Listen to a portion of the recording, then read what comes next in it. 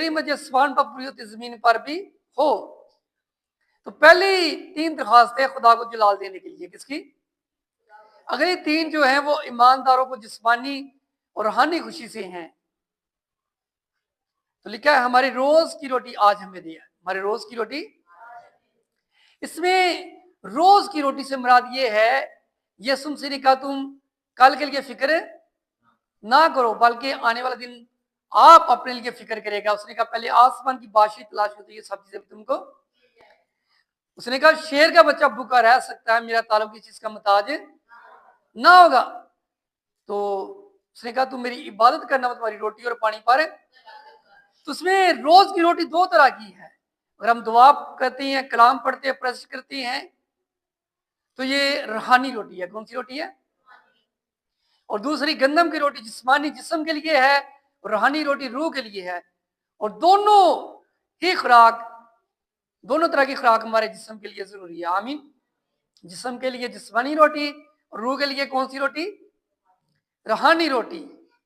तो लिखा है कि रूहानी खुराक दुआ का कलाम है। आमीन। यानी कि हमारा ईमान भरोसा किस पर होना चाहिए? खुदा पर, कि वो हमारी तमाम तरह की जरूरतों को क्या कर सकता है? पूरा कर सकता है।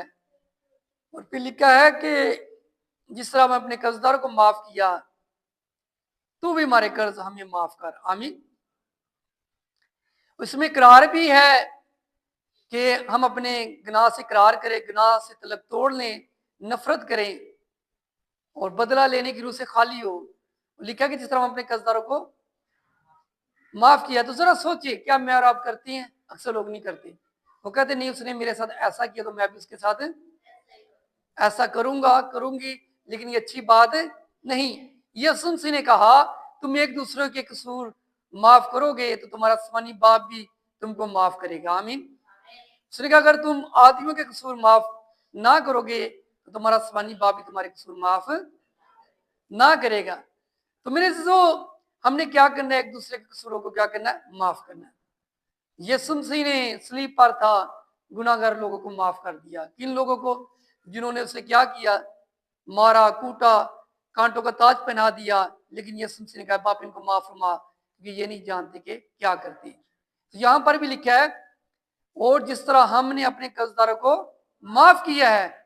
तो जरा सोचे, क्या किया माफ हमने? नहीं, हम नहीं करते। लेकिन आज से हम सीख रहे हैं कि दुआ रबानी हमने पढ़ते हैं, लेकिन हमने इस पर अमल भी करना है। आमीन। और लिखा तू भी हमारे कसूर क्या कर? माफ कर। और आगे लिखा 13वीं आयत में हमें आजमाइश में न ला, बल्कि बुराई से बचा। बल्कि क्या